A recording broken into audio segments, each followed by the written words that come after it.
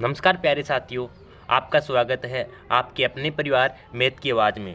जैसा कि आप जानते हैं, हम पढ़ रहे हैं कक्षा 10 का नया सिलेबस 2024 और 25 के अनुसार, जिसके अंदर हमारा चैप्टर चल रहा है चैप्टर 4 द्विघात समीकरण। जिसके अंदर प्यारे साथियों मैं आपको बता देना चाहता हूं कि हमने 4.1 और 4.2 को बिल्कुल अच्छे से, बिल्कुल बारीक से हमने अध्ययन कर लिया है और जिनकी वीडियो आपको प्लेलिस्ट के अंदर मिल जाएगी, तो आप वहां से देख लेना। आज हम हल करने वाले हैं प्रश्नावली 4.3 की क्वेश्चनों को, और आपसे वादा करता हूं कि 4.3 का एक भी ऐसा क्वेश्चन नहीं होगा जो आपकी समझ में नहीं आएगा। प्यारे साथियों, जी जान लगा दूंगा, लेकिन आपको मैथ को रटने नहीं दूंगा। बस आपको भी मेरे साथ एक वादा करना होगा कि सर कुछ भी हो जाए हम क्लास को लास्ट तक देखेंगे, ठीक है। तो चलिए प्यारे साथी, आज हम करने वाले हैं प्रश्नावली 4.3। जी हाँ, प्रश्नावली 4.3 द्विघात समीकरण, वो भी नए सिलेबस यानी नई किताब के अनुसार। तो देखिए, सबसे पहले पहला क्वेश्चन क्या दिया गया है।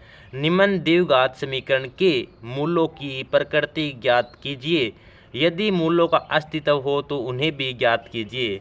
प्रश्न को ध्यान से समझना है प्यारे साथी, मैंने बार बार बोला है, निम्न द्विघात समीकरण के मूलों की प्रकृति ज्ञात करनी है। किसकी प्रकृति? द्विघात समीकरण के मूलों की प्रकृति ज्ञात करनी है।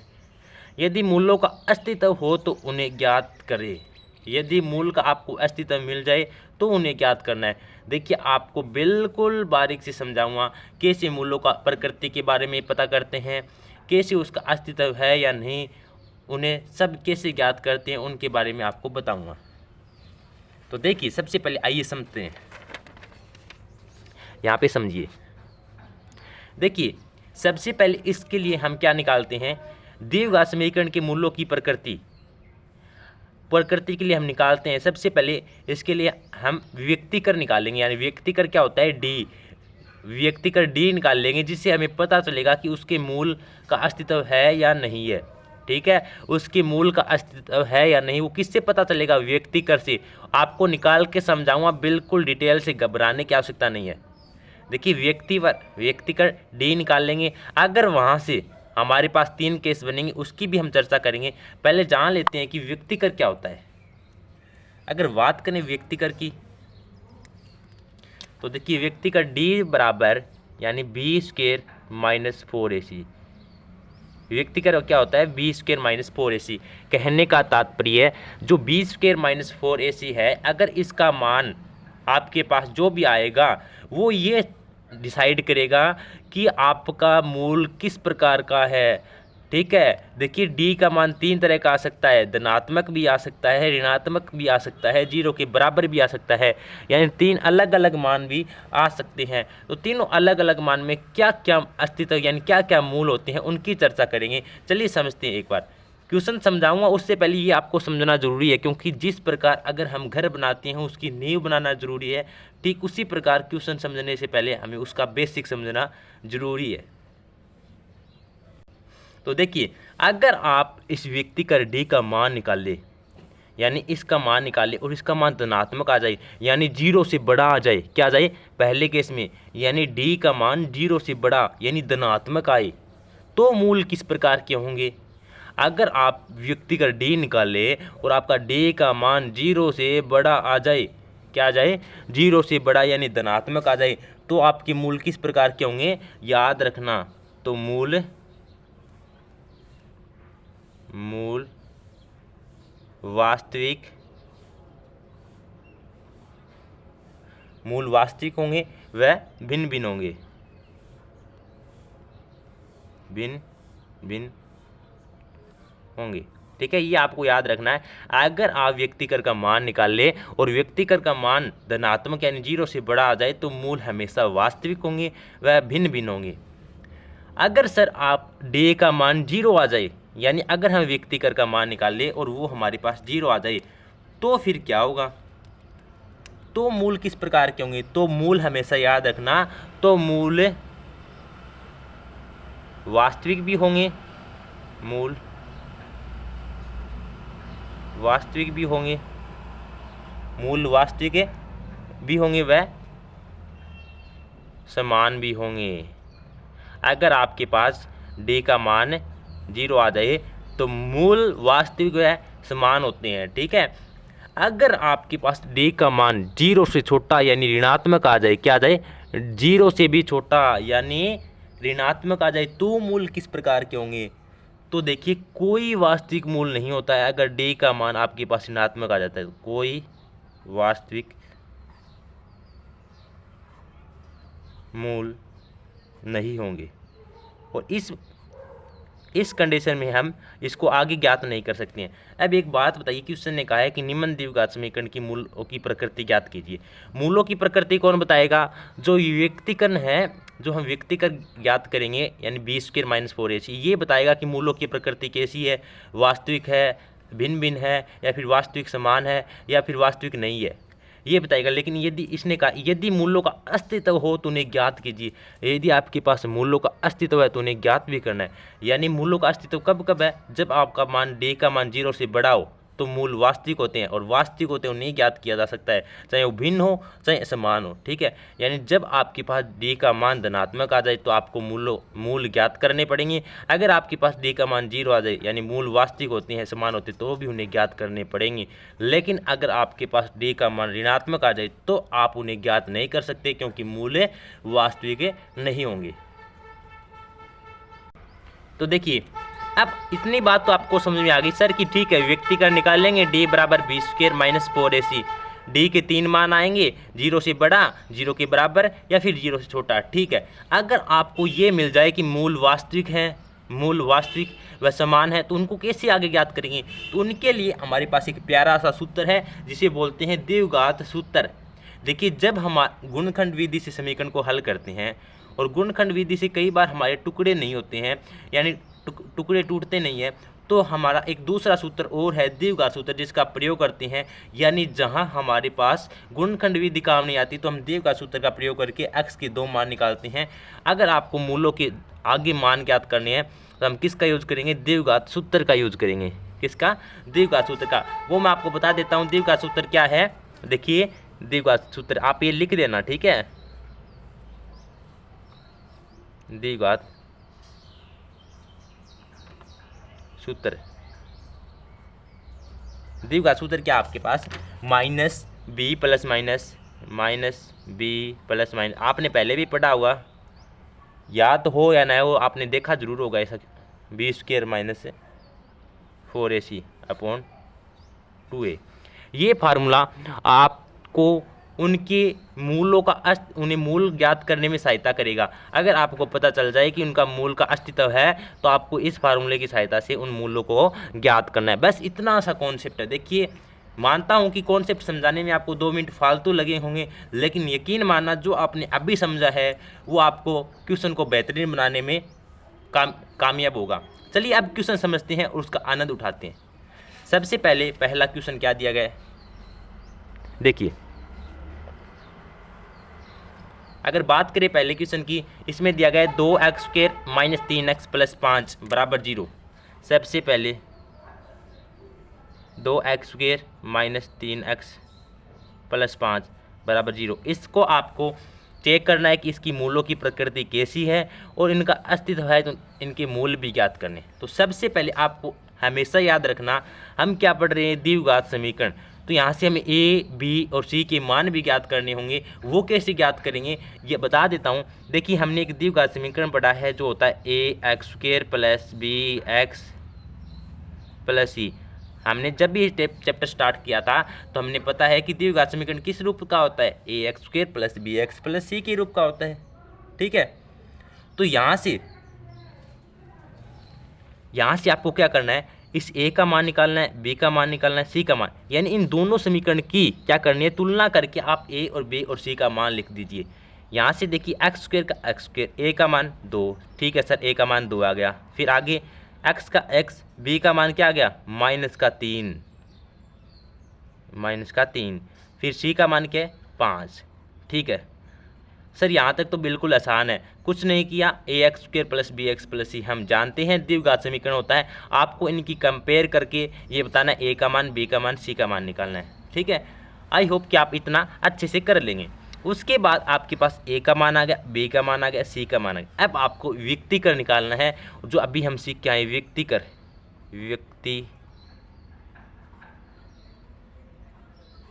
व्यक्तिकर यानी डी निकालना है, जो कि है बी स्क्वायर माइनस 4ac, यानी बी स्क्वायर माइनस 4ac निकालना है। ठीक है,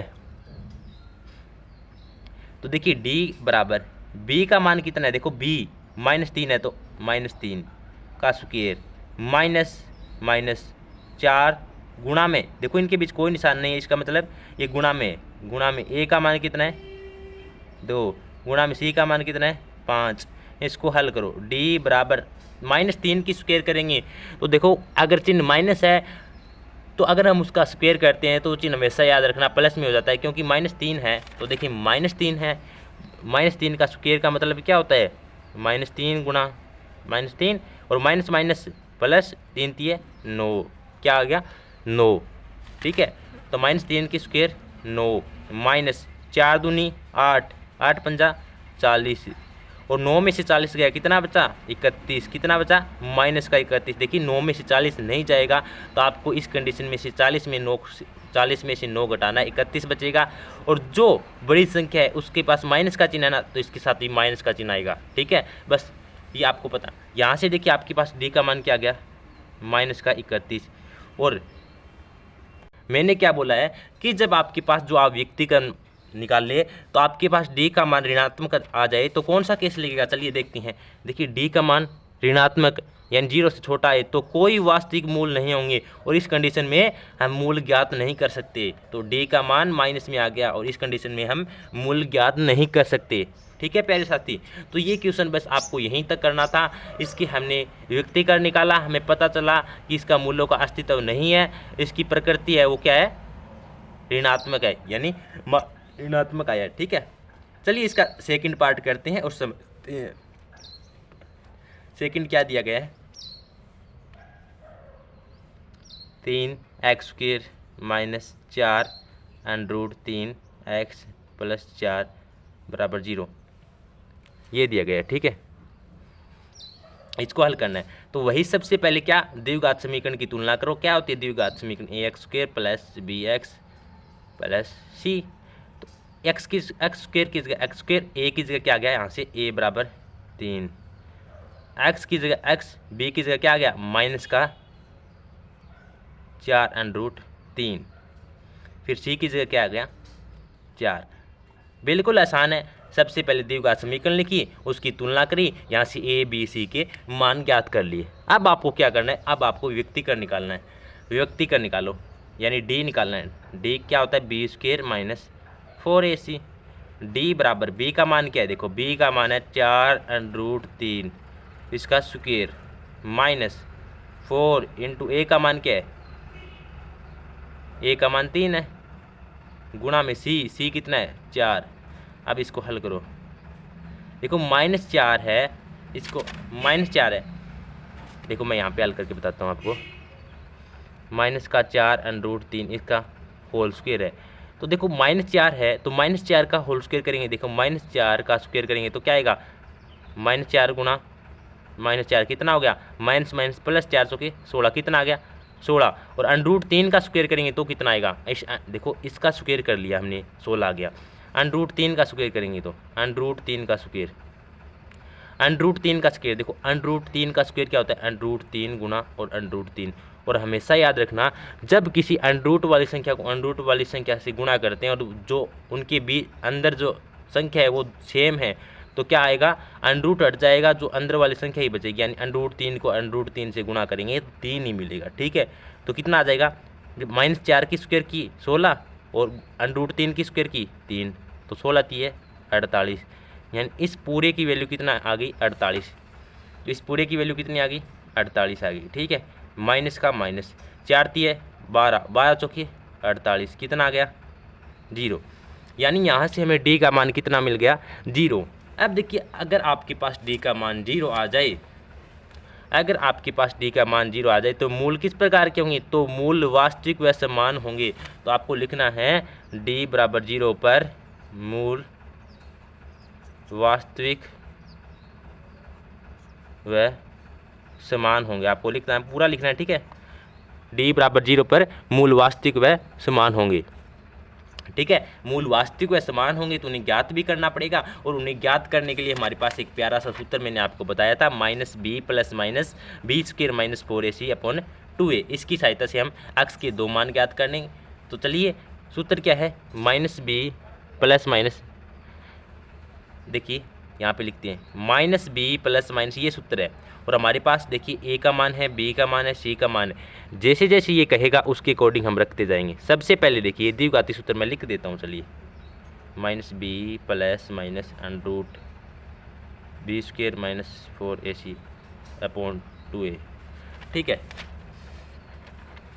अब यहाँ से देखिए सबसे पहले -b का मान कितना है, देखो 4√3 है, और माइनस पहले से ये देखो b का मान क्या है 4√3, और एक माइनस ये हो गया, एक माइनस ये हो गया, माइनस माइनस प्लस कितना आ गया 4√3, कितना आ गया 4√3, ठीक है सर। प्लस माइनस, और बी स्क्वायर माइनस ac का मान अभी निकाल के आए, कितना आया था, देखो बी स्क्वायर माइनस 4ac का मान तो अभी निकाला है, बी स्क्वायर माइनस 4ac का मान अभी पूरा का पूरा निकाला है। ये देखो B square minus 4ac, B square 4ac का मान हमने निकाला तो कितना आया हमारे पास 0 आया। तो इसका मान कितना आएगा, देखो इसका मान 0 ही आएगा। तो मैं डायरेक्ट क्यों ज्ञात करूँ, अभी ज्ञात करके आएगा, अभी ज्ञात करके आए हैं। तो देखिए बिना काम का हम अपना टाइम वेस्ट क्यों करें, तब हमें पता ही है कि बी स्क्वायर माइनस 4ac का अभी मान निकाल के आए हैं जो 0 आया है। तो नीचे क्या आएगा 2 गुणा में a का मान 3, तो 2 तिया। अब देखो इसको गुणा नहीं करो, डायरेक्ट देखो 2 को, देखो 2 का भाग 4 में जा रहा है, 2 दूनी 4, कितना आ गया 2 आ गया।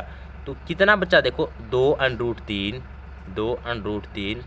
बटा 3, ये मान आपके पास बचा 2√3 बटे 3, ठीक। आपके पास क्या आ गया 2√3 बटे 3। तो यही इसके 2 मान आ जाएंगे, 2 बार लिख देना 2√3 बटे 3, 2√3 बटे 3, यही आपको मान ज्ञात करना था। सबसे पहले आपको व्यक्तिकरण निकालना था, वहाँ से आपके पास मान 0 आ गया। फिर आपको मूल के वास्तविक व समान थे, तो आपको सूत्र -b plus minus B square minus 4ac upon 2 की सहायता से हमने ज्ञात किया। और ये हम अच्छी भली बाती प्रकार से जानते थे कि बी स्क्वायर माइनस 4ac तो हमारा 0 ही होता है, क्योंकि अब भी ज्ञात करके आए हैं। प्यारे साथी, जब आप हमेशा बी स्क्वायर माइनस 4ac ज्ञात कर ले तो आप कभी भी यहाँ से ज्ञात मत करना, क्योंकि वो टाइम वेस्टेज है। और जो बच्चा समझदार होगा, इंटेलिजेंस होगा, और जो बच्चे टॉप करते हैं ना, वो इसी कारण करते हैं कि छोटी छोटी है ना चीज़ें ही हमें सवाल को जल्दी फटाफट करने में सहायता करती है और हमारा टाइम बचाती है। क्योंकि कई बच्चे ऐसे होते हैं जिनको सवाल भी आते हैं सभी के सभी, लेकिन वो पूरा का पूरा क्वेश्चन जो पेपर है वो हल नहीं कर पाते हैं। तो ऐसा हमें नहीं करना। चलिए इसका पार्ट नंबर 3 करते हैं। 3 नंबर पार्ट क्या दिया गया, 3 नंबर पार्ट दिया गया 2x square minus 6x, 2x square minus 6x plus 3 बराबर 0, ये दिया गया है। सबसे पहले वही काम, ax square plus bx plus c बराबर 0। यहाँ से a का मान बता दो, b का मान और c का मान बताओ क्या है। आप कहेंगे सर a का मान तो कितना है 2, b का मान कितना है -6, c का मान 3। a का मान आ गया, b का आ गया, c का आ गया। अब हमें क्या निकालना है, अब हमें क्या निकालना है, व्यक्तिकरण निकालना है। व्यक्तिकरण यानी d निकालना है, बी स्क्वायर माइनस 4ac निकालना है। तो d बराबर b का स्क्वायर यानी b का मान कितना है -6, उसका स्क्वायर माइनस 4 इंटू a यानी 2 गुणा c का मान 3। अब इसको हल करो, देखो -6 मैंने बताया हमेशा याद रखना, अगर -6 है उसकी कोई भी संख्या हो जाए, अगर माइनस में उसका स्क्वायर करेंगे तो हमेशा प्लस में आएगी। और 6 का स्क्वायर 6 छिके 36 माइनस 4 दूनी 8, 8 तिये 24, 36 में से 24 गया, कितना बचेगा बताओ 12, कितना बचा 12। तो d का मान यहाँ से क्या आ गया 12, और d का मान क्या है 12 है, जो कि किससे अधिक है, d का मान धनात्मक आया है। और जब d का मान धनात्मक हो, देखिए जब d का मान धनात्मक हो यानी 0 से बड़ा हो तो मूल वास्तविक है भिन्न भिन्न होंगे। तो आपको लिखना है d बराबर, d का मान जब 0 से बड़ा हो तो मूल वास्तविक व भिन्न भिन्न होंगे। ये आपको पूरा अच्छे से लिखना है, ठीक है। जो आपके, अगर आपका डी का मान 0 से बड़ा हो तो मूल वास्तविक व भिन्न भिन्न होंगे। अगर आपको मूल वास्तविक भिन्न भिन्न है तो इन्हें ज्ञात भी तो करना पड़ेगा। तो चलिए इन्हें ज्ञात करते हैं। तो हमारे पास इन्हें ज्ञात करने के लिए एक प्यारा सूत्र है जिसे हम बोलते हैं, क्या बोलते हैं, द्विघाती सूत्र। क्या है, -b प्लस -b² -4ac बटे 2a। b का मान कितना है, यहाँ से देखो b का मान, अब b -6 और ये माइनस पहले ही है तो माइनस माइनस, देखो यहाँ पे b का मान क्या है, मैं चलिए पूरा रख के दिखा, तो माइनस है और b का मान, जब भी आपके पास माइनस हो उसको हमेशा ब्रैकेट में रखना, ठीक है, प्लस माइनस, और b² -4ac का पूरा मान नहीं ज्ञात करूँगा, अंडरूट का मान नहीं ज्ञात किया, केवल हमने b² -4ac का मान ज्ञात किया, वो कितना आया था 12, ठीक है सर। और नीचे क्या आया, 2 गुणा a का मान कितना है 2। अब इसको हल करो, देखो माइनस माइनस प्लस 6 प्लस में √12। अब देखिए नीचे क्या है 2 गुणा 2। अब देखिए मुझे पता है 2 का भाग दिया, 2 तिया 6, कितना आ गया 3 आ गया ना।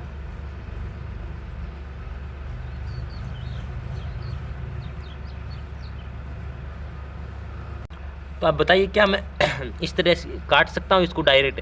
तो अब आप कहेंगे सर नहीं काट सकते क्योंकि ये प्लस में संख्या है, और हम कब काट सकते हैं, जब ये गुणा में हो तब भी काट सकते हैं। प्यारे बच्चों ये याद रखना, इसे डायरेक्ट मत काट देना, आपका पूरा करा कराया सवाल गलत हो जाएगा। तो देखिए अब भी हम इसको नहीं काट सकते, तो काटने के लिए पहले क्या करना होगा, हमें यहाँ से इनमें से √12 का अंडरूट क्या होता है, तो आप कहेंगे सर 12 का अंडरूट तो क्या होता है 2 अंडरूट 3 होता है। देखिए 6 प्लस 12 का अंडरूट हम जानते हैं 2 अंडरूट 3 होता है, बटे में 2 गुणा 2 चल रहा है, ठीक है। अब देखिए ऊपर वाली संख्या में क्या कॉमन आ रहा है, देखिए इसमें भी 2 है, इसमें भी 2 है, कैसे पता चला, इसके अंदर भी 2 का भागीदार है, इसके अंदर भी 2 का भागीदार, इसका मतलब दोनों में 2 कॉमन है, तो 2 कॉमन ले लो।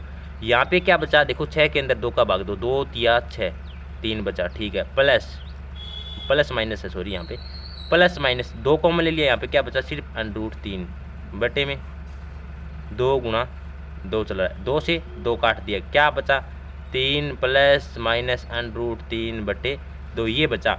एक बार ये वैल्यू प्लस की आ जाएगी, एक बार ये माइनस की आ जाएगी। चलिए मैं लिख के बता दूं आपको, 3 प्लस √3 बटे 2, और एक बार इसे प्लस लिया, एक बार माइनस ले लो, 3 √3 बटे 2। ये आपके पास 2 मान आ गए जिसे हम मूलों के मान ज्ञात करने थे, और वो हमने अच्छी तरीके से ज्ञात कर दिए। आई होप कि आपको ये समझ में आया। प्यारे साथी बिल्कुल आसान है, अगर हम अच्छे से मैथ को समझेंगे तो मैथ से आसान कोई सब्जेक्ट नहीं हो सकता। और जब जिस दिन आपको मैथ समझ में आ गया ना, अंदर से एक अलग ही फील आने लगेगा कि हम अब कुछ भी कर सकते हैं दुनिया के अंदर। अगर आप भी चाहते हैं कुछ कर गुजरना इस लाइफ के अंदर, इस भीड़ से हटकर केवल भीड़ का हिस्सा न बनकर भीड़ की वजह बनना चाहते हैं, तो प्यारे साथी आज इस चैनल को ज्वाइन कर लीजिए, क्योंकि आप इस चैनल पर एक बार ज्वाइन हो गए तो मानो आप मैथ सीख कर ही जाएंगे, ठीक है। प्यारे साथी आपसे वादा करता हूँ कक्षा 10 की पूरी मैथ आपको इस चैनल के अंदर फ्री प्रोवाइड कराऊंगा। और आपको पता है कि आपको इस चैनल पर लाइव क्लासें आती है डेली शाम 6 बजे। जो बच्चा जुड़ना चाहता है वो शाम 6 बजे आके जुड़ सकता है और अपने डाउट भी पूछ सकता है। तो प्यारे साथी अगर आपको वीडियो अच्छी लगी है और पसंद आई है तो प्लीज़ लाइक और कमेंट करके जाना, और चैनल पर नए हो तो सब्सक्राइब करके वो जो बेल आइकन उसे प्रेस कर लेना, ताकि आने वाली सभी वीडियो की नोटिफिकेशन आपको मिल सके। और आज के लिए इतना ही। इसका नेक्स्ट क्वेश्चन है क्वेश्चन नंबर 2, यानी नेक्स्ट वीडियो के अंदर करते हैं, नेक्स्ट लेक्चर के अंदर करते हैं। तब तक के लिए प्रैक्टिस करते रहना, और तब तक के लिए जय हिंद जय भारत।